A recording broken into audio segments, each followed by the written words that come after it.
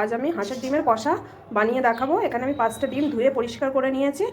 ডিমটা সিদ্ধ করে নেবো আমি প্রেসার কুকারে জল দিয়ে আর একটু নুন দিয়ে ডিমটাকে আমি ভালো করে সিদ্ধ করে নেবো। দেখুন বন্ধুরা, ডিম 5টা আমার সিদ্ধ হয়ে গেছে। এবার আমি ডিমটাকে এখানে তেল গরম করতে বসিয়ে দিয়ে দিয়েছি।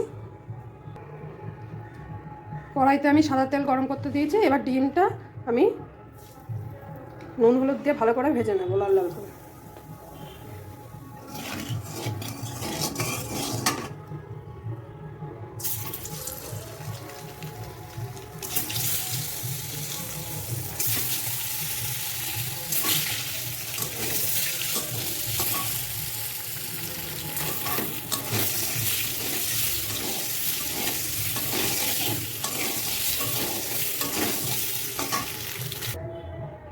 ডিমটা আমার লাল লাল করে ভাজা হয়ে গিয়েছে।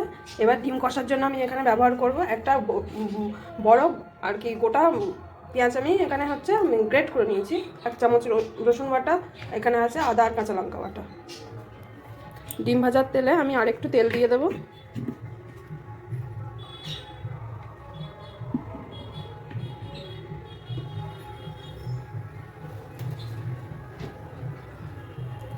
এখানে আমি গোটা গরম মশলা আর একটা তেজপাতা ফোড়ন দেবো।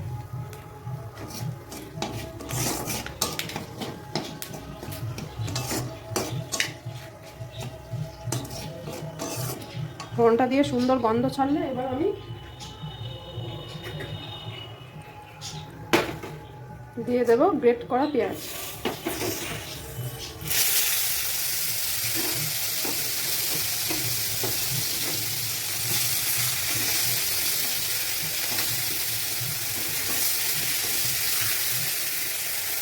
আর দিয়ে দেবো রসুন বাটা।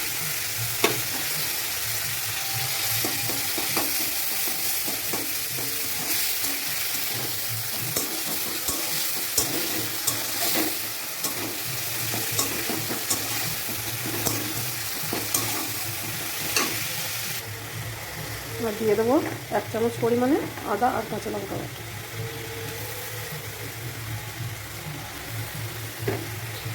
দিয়ে ভালো করে মশলাটা কষে নিতে হবে।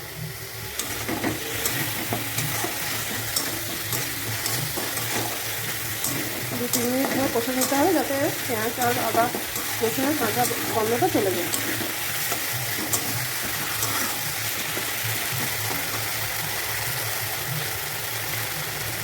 এবার এতে আমি দিয়ে দেবো সামান্য পরিমাণে নুন, সামান্য পরিমাণে হলুদ গুঁড়ো,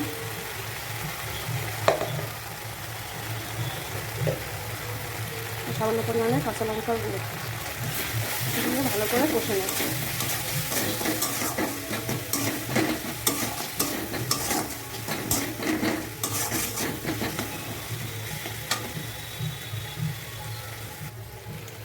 আর দিয়ে দেবো জিরে মরিচ ধনে গুঁড়ো দিয়ে ভালো করে মশলাটাকে কষে নেব।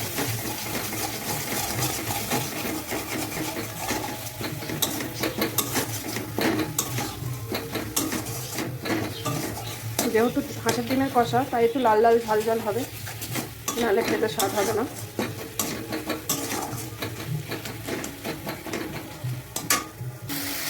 দেখুন বন্ধুরা, মশলার গা দিয়ে তেল থাকছে, তার মানে মশলাটা আমার হয়ে গিয়েছে। এবার দিয়ে দেবো অল্প একটু জল দিয়ে আর একটু কষে দেবো।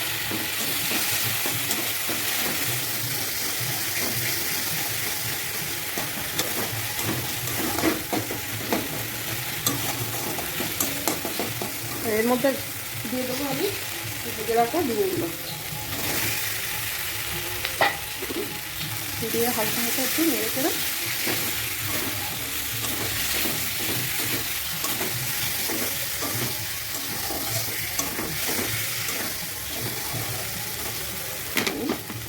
পরিমাণ মতো জল দিয়ে একটু সিদ্ধ করে দেবো।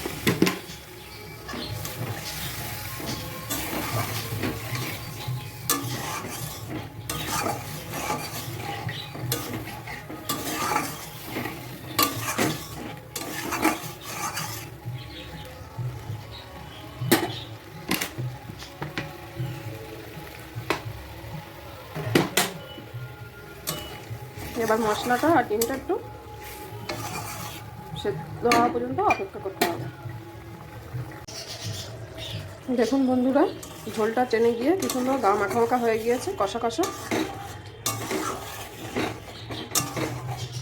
এভাবেই ঝোলটাকে আপনারা, যেহেতু ডিমের কষা তাই ঝোলটা একটু অল্প পরিমাণে ডিম কষা কষা রাখতে হবে।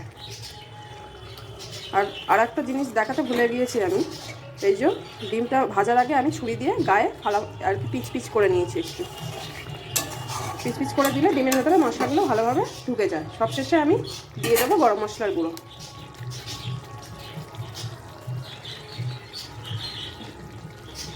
ডিম কষা আমার কমপ্লিট। এইভাবে আপনারা বাড়িতে ট্রাই করে দেখবেন কেমন লাগে। ভালো লাগলে অবশ্যই একটা কমেন্ট করে জানাবেন।